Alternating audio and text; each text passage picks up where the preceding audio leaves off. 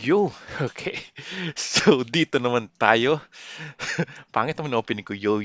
Para dito naman tayo sa another video, another learning natin na pwede kong ituro sa inyo na malamang hindi nyo nakikita sa ibang YouTube or sa ibang content creator or nakikita nyo lang once na nagbayad kayo for training. So, I'm not against on sa mga ganyan. Kanya-kanya tayong diskarte sa buhay. Pero this one is I want to make it sure na alam nyo rin to. Okay, for free. Okay? So, dalawa yung gusto ko pag-usapan natin. Una, paano gamitin yung seller arm talaga. I think na-tackle ko iba, yung while I'm doing the sourcing. So, pag traditional, pwede yung gamitin si seller arm. And number two is, paano ba nalaman ni client na hindi ako nag-work? Or, or may ibang client ako? Okay? Wala na kaming time tracker, pero paano niya nalalaman? Because of Sarap. Okay? So, may another one pa na hindi ko pa itatackle dito. Okay? Hindi ko siya tatackle dito. But another way na para malalaman namin na ikaw, yes, ikaw nanonood. Kung may ginagawa kang hindi maganda, malalaman namin yun. Diba? Ako lang din nakaisip noon. Oh, by the way, let's go. So, alam niyo na yung basic, di ba? Dito, pamper chef. Bakit pamper chef ng pamper chef si coach ba? Kasi house and home and kitchen.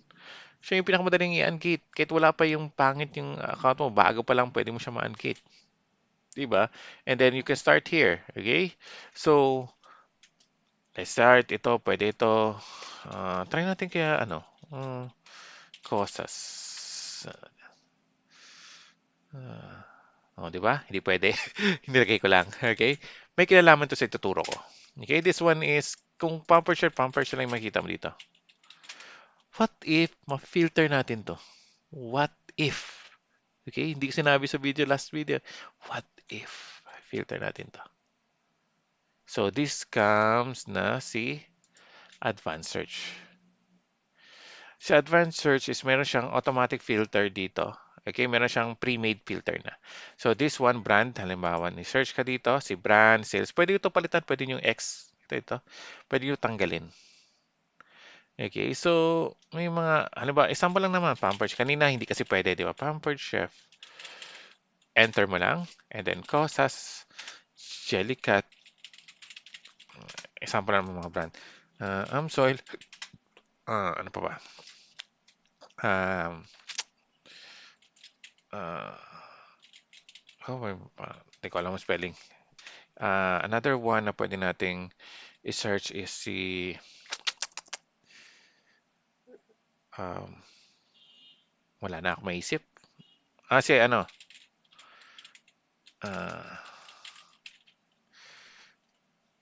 benefit Ben, si ano lang pala, si Mac. Try natin. So, this one, pwede natin, sabi natin, ito na yung ano niya, pre-made. Laruin lang natin. So, kita nyo, di ba? Nandito na lahat.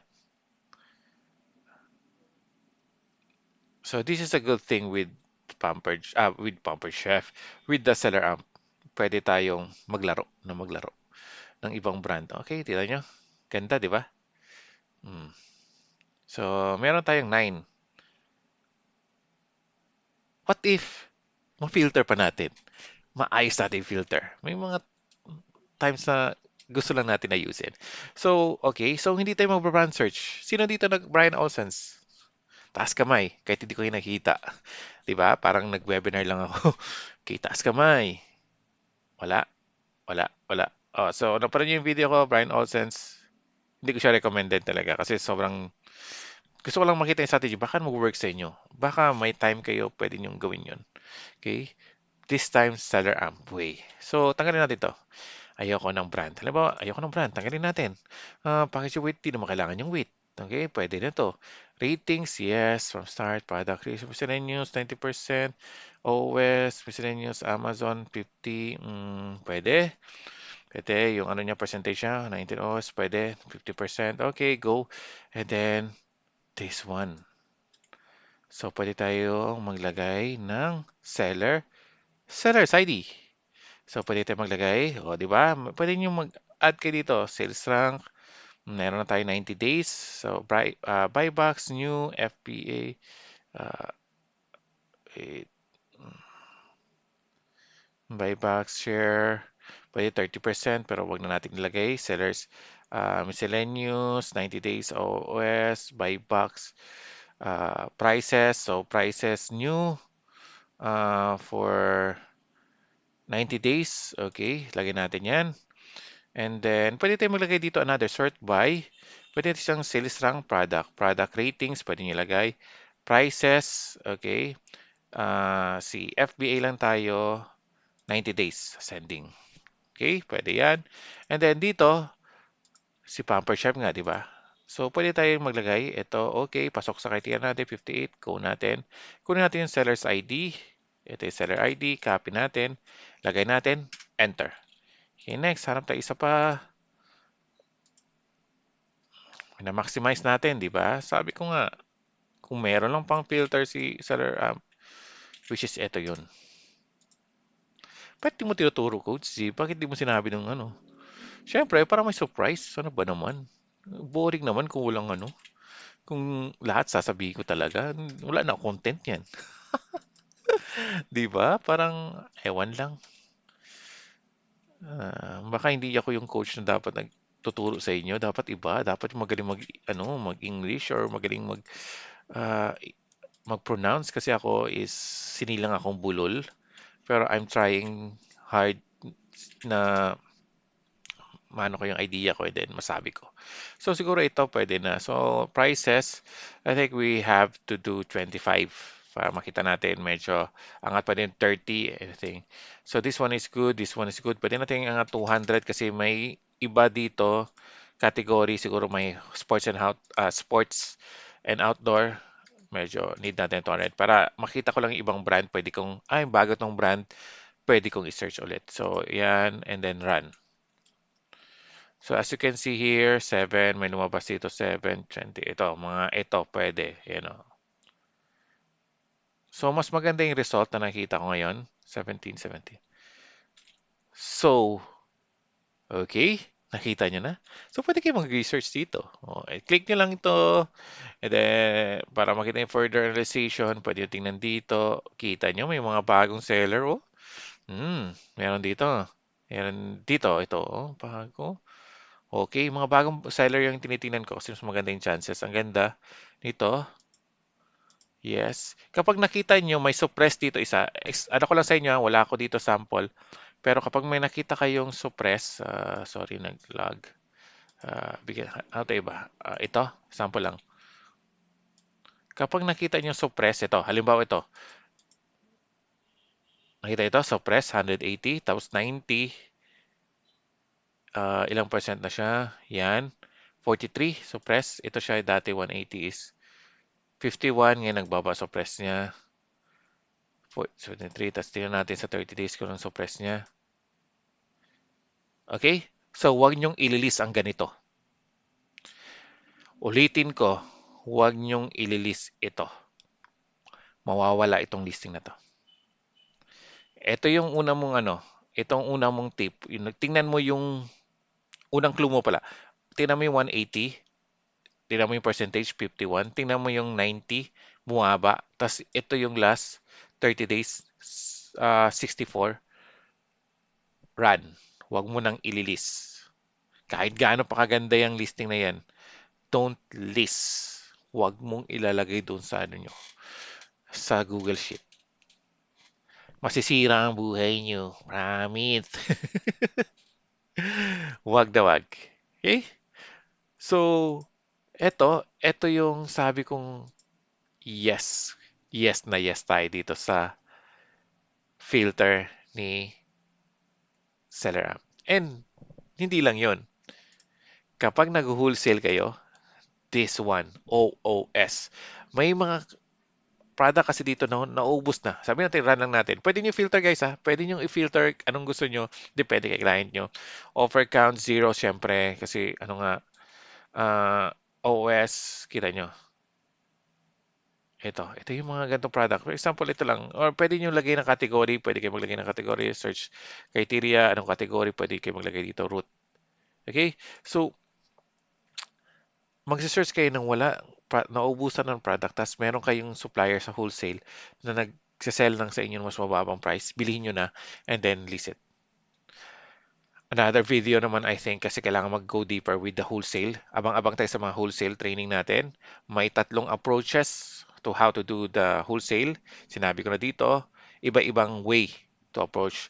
May basic, yung nakikita nyo sa mga content creator. Ang dami ko na nakitang content creator from US and from Philippines, sinasabi niya na yung isang strategy. Okay? Yung pang-apat na strategy is hindi ko pwede sabihin. Kasi kami yung gumawa and then still working pero hindi ko siya pwedeng sabihin kasi nga magsasaturate yung strategy na yan. Maintindihan nyo siguro kapag nag-handle na kayo ng company. Okay, top sellers in category. Pwede nyo rin tayo, per category, home and kitchen, pwede nyo puntahan dito. Pero most na nakita ko dito is PL. So, kailangan i-filter ng i-filter lang. And then, A to A flips. This one is kailangan kong gumawa talaga ng another video paano gawin yung A to A flips kasi kapag nagkamali kayo, GG na. Masisira yung account nyo ang masisira. O yung account ni client, di ba? Wala na kayong trabaho. Section 3 na kagad. And by the way, Section 3, reminder, okay, gagawa ko ng video about Section 3. Siguro after ng wholesale, Section 3. Section 3 is one of the highest paid kapag marunong ka kasi kailangan ng lawyer, kailangan din ng medyo mind ng isang VA paano i-approach para meron siyang trabaho pa rin. Siyempre, ayaw natin mawalan ng trabaho. Kapag nasira yung account, wala na. Okay? Ito A flips, pwede rin. Search lang natin para makita nyo lang. So, ang indication ito kapag nagbaba, nag-akyat, tingnan nyo, mga ganito, indication. Pero, ganito yung hinahanap namin. Ganitong brand. Yung medyo sikat na brand, yung hinahanap namin. Isipin nyo lang, nag-flips ka dito. And then, meron kang another platform like eBay, Shopify, and then Walmart, Etsy. Ito na yun. Pinapaisip ko kayo guys ha. Sinasabi ko na sa inyo. May mga clue na ako. Di ba? So what if A to A flips ang ginagawa mo pero pwede mo isa-sell sa ibang platform. Another way, di ba? Tingin ako sa inyo. Di ba? Paano yun? Gusto ko na sabihin. Pero wala tayo ng content, syempre. Okay?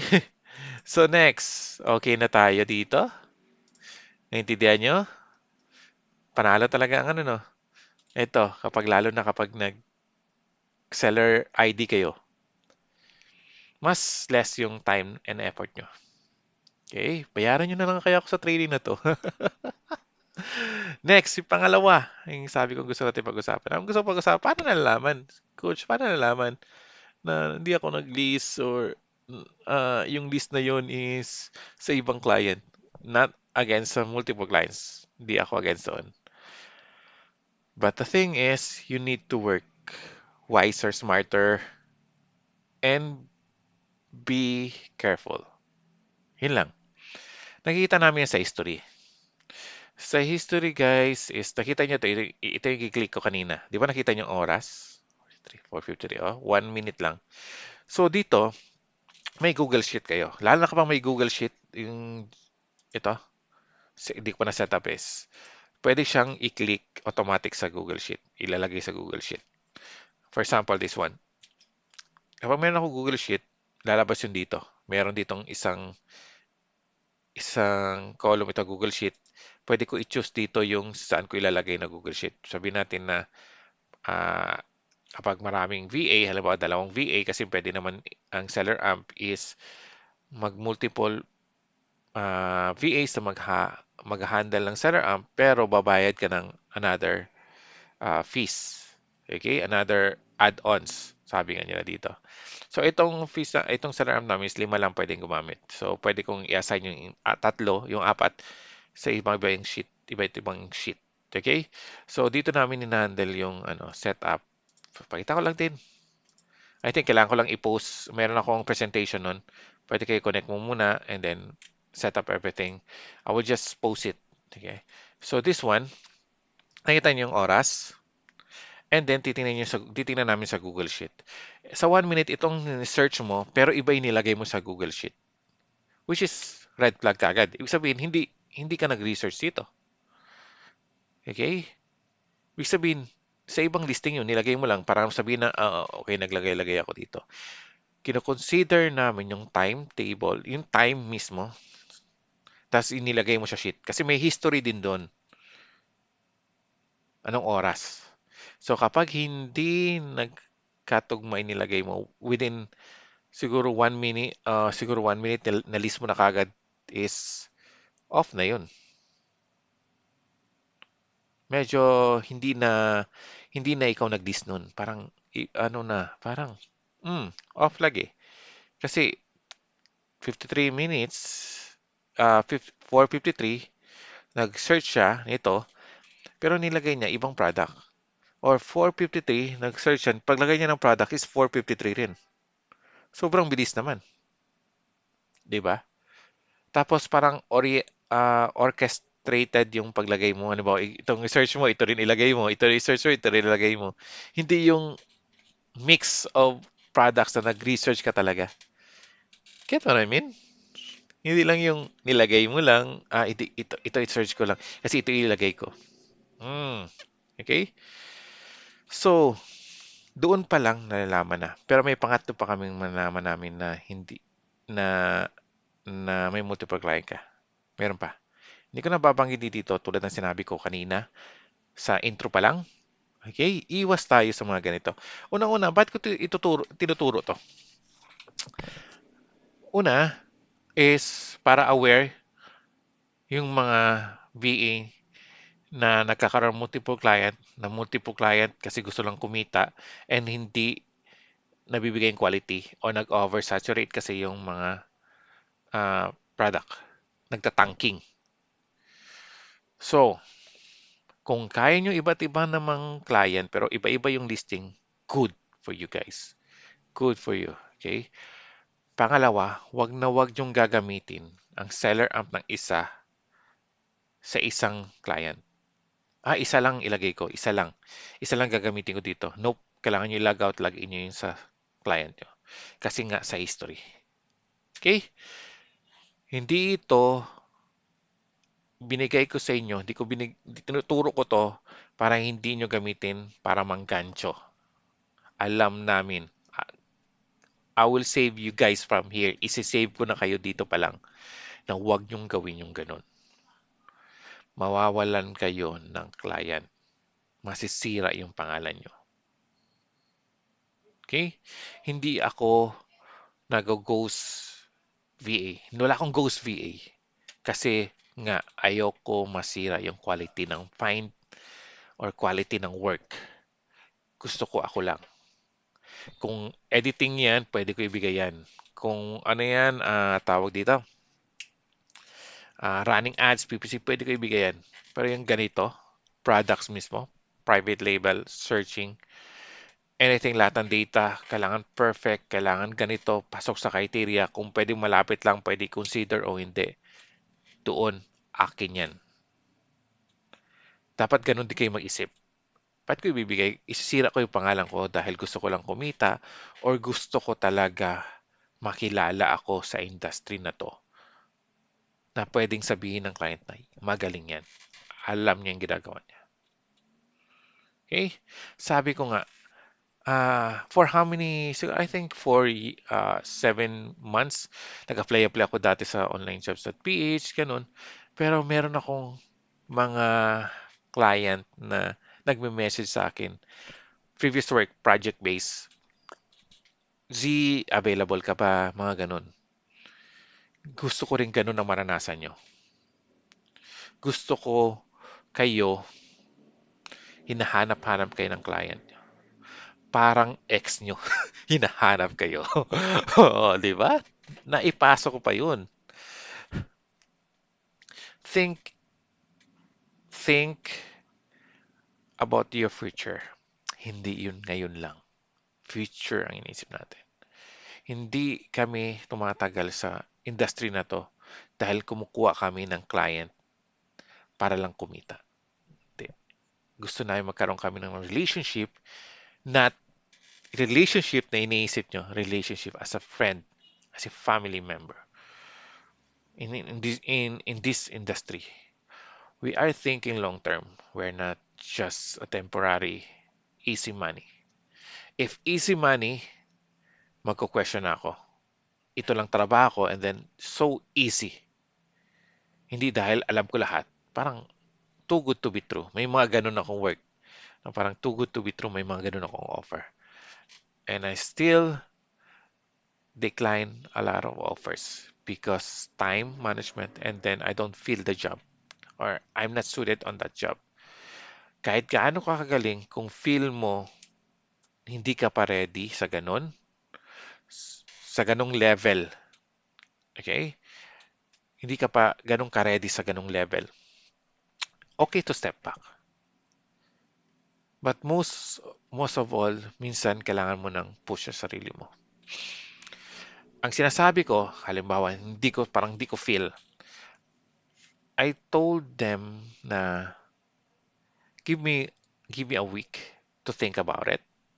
Give yourself a break. Give yourself a break. Give yourself a time to think the offer and then go. May mga doubt ka, do research. We have ChatGPT, we have Google, we have YouTube, we have TikTok, we have X, lahat nandun. Okay? And I found out na may mga ibang tips na hindi mo nakita sa ibang platform. Nakikita mo siya sa isang vlog, hindi vlog, sabi natin, sa isang writing, sa isang unknown website. 'Di ba? Yung mga hindi kilalang tao, dun pa nakakuha ako ng idea. Real idea na may sense at all. Hindi siya hype. I'm not hyping this niche pang ganon. And then I think the last tip that I would give you guys is kapag na-overwhelm kayo, hindi nyo alam yung gagawin nyo. Halimbawa, yung Amazon, overwhelmed kayo, ang daming pwedeng trabaho pala, ganun. Focus on one thing. Think about it. Research. Ano ba yung isang isang skill na hindi ka mapapalitan? Okay? I'm not a fan of automation sa Amazon. Okay? Reimbursement and refunds can be automated. Okay? Paano gawin? Next time na yan. Pwede siya ma-automate kasi hindi siya, ano siya eh, tawag dito, routine na siya kasi bibigay sa iyo yung report, automatic i-read, and then the documents, tooks, doon na. Ganun lang. Ang hindi mo automate mga ito. Kahit lumabas sa si tactical arbitrage natin, limit pa rin, ang dami pa rin limit. Okay? Hype na hype ako sa editing. Yun ang pinakagusto ko sa mga AI ngayon. Editing, video editing, everything. Ang ganda. Lahat ng creation, yung imagination mo, pwede doon. Pero this thing, lahat ng Amazon dito na tinuturo ko, never pa ako na-encounter na in-automate ng isang seller or ng isang malaking company. I think lang din. Meron din siguro yung 3P Mercury. If you're familiar with 3P Mercury, do research. Pinopromote ng ibang yan. Pero still, na-try ko yung isang niya, pinagamit sa akin, hindi ko siya feel. Kasi kailangan pa rin ng tao para mag-handle doon. Kailangan pa rin ng VA. Kailangan pa rin ng tao na magtingin. Kasi nagkaka-error pa rin. Di ba? I want an automation na kung magka-error man, konti lang. Pero yung isa, hindi kasi. Kailangan i-fix mo step 1, step 2, step 3, hanggang 18. Which is not good. Okay? So, everything na natutunan nyo dito, kung pwede i-share nyo. Okay? Share nyo sa mga kaibigan nyo. And kung may asawa man kayo, kamag-anak na gustong matuto, share nyo yung knowledge. And share my page if you want. Okay, you can ask every question, you can talk to Baki, my AI automation response, so siya nagre-response sa inyo. And then kapag di niyo mo kayang sagutin, bibigyan niya sa akin. So yun lang guys, God bless, and makinig kayo sa inyo, sa mga coaches niyo. Makinig kayo, okay? And then, ciao, layas na. Ay, kapagod magturo.